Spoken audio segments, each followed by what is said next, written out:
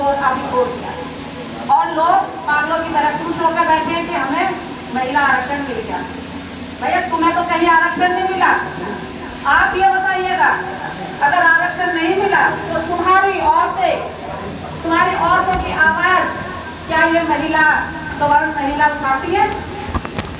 कितनी महिलाओं ने तुम्हारी आज तक उठाई है? 2019 से समझ लीजिए आपने, आगे पीछे की तो बात छोड़ दी, इन 5 साल में 4.5 साल में कितनी आवाज उठाई है तुम्हारी महिलाओं के? सबसे ज्यादा बलात्कार हो रहा है, चाहे राजस्थान में हो चाहे यूपी में हो, सबसे ज्यादा बलात्कारों का सिलसिला जो है अगर आप उठा के देखोगे तो यूपी में, मध्य प्रदेश में और तीसरा राजस्थान में आता है।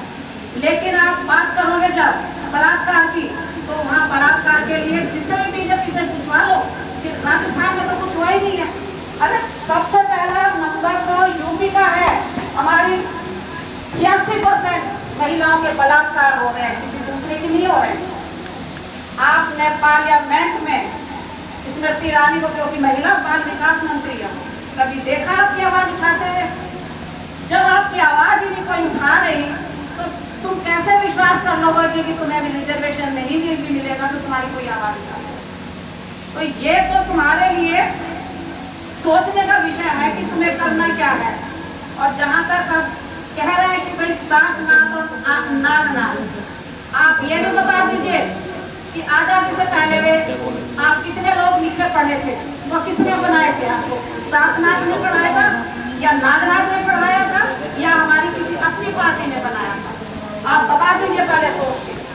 आज जो टारगेट है हमारा, जो टारगेट होना चाहिए, मैं किसी भी पार्टी का नाम नहीं ले रही हूँ, टारगेट हमारा होना चाहिए कि हमें बीजेपी को जिता के नहीं लाना, कोई भी काम ऐसा नहीं करना जो पार्टी बीजेपी जीते।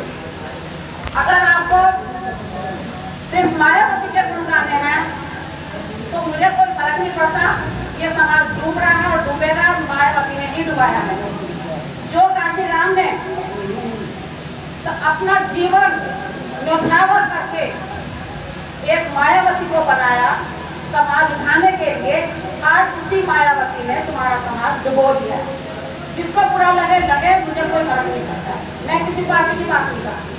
मुझे वो काम लगता है कि जो समाज के भले का होगा मैं उसकी तरफ बात करती हूँ, बाकी मैं किसी की बात नहीं करती। इतना जरूर है कि हाँ, कांग्रेस ने अगर तुम्हें काटा भी है, जैसे तुम कहते हो कि भाई काट दिया, तो काटा भी है तो उसने तुम्हें बढ़ाया भी है।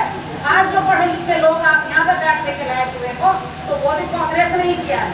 अगर कांग्रेस इतनी बुरी थी तो बाबा साहब उनके साथ लेके संविधान बनाया, आपको अधिकार दिलवाए, सब कुछ उन्होंने करवाया, तो क्या हम आज बीजेपी को हटाने के लिए उसके साथ इंडिया संगठन में नहीं जाके अपने अधिकार लो, इसको भी वो खड़ा करें?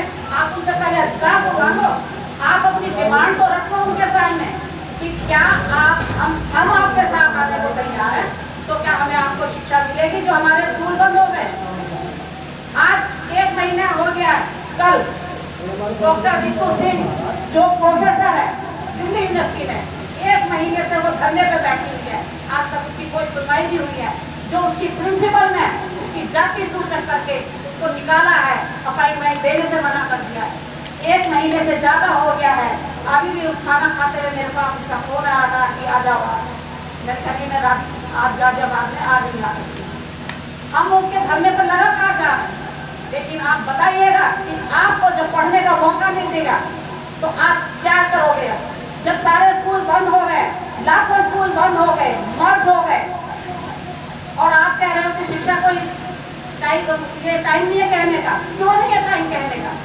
हम मंदिर मंदिर करके घूम रहे हैं, कोई वाल्मीकि मंदिर बना रहा है, कोई रविदास मंदिर बता रहा है। आप बताइएगा उस मंदिरों में क्या हो रहा है, बताइएगा उसका क्या यूज हो रहा है उस मंदिर का।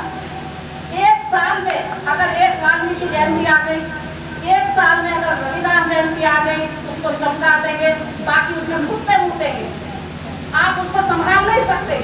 अरे आप उनमें स्कूल खोल दो, तुम स्कूलों की बुराई कर रहे हो, स्कूल नहीं है तो आप स्कूल खोलो, अपने आदमी लगाओ वहाँ पे, जो तुम प्राइवेट में फीस दे रहे हो, आप अपने आदमियों को जो पढ़े लिखे बेकार है, जो बेरोजगार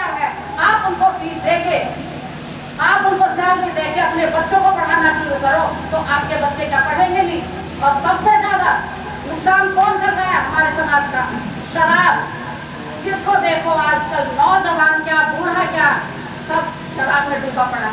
इतना तो मेरे ख्याल से कोई बाढ़ आएगी ना बरसात में वो भी नहीं डूबेगा।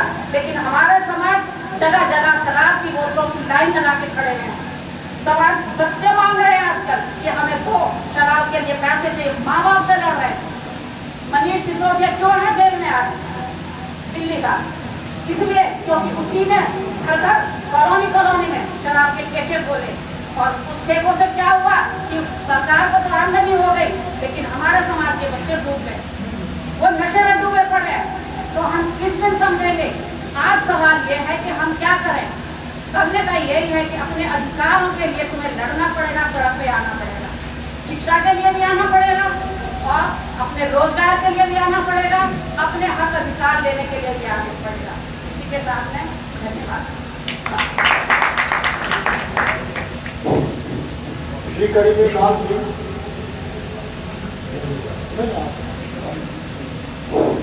अभी हमारे भी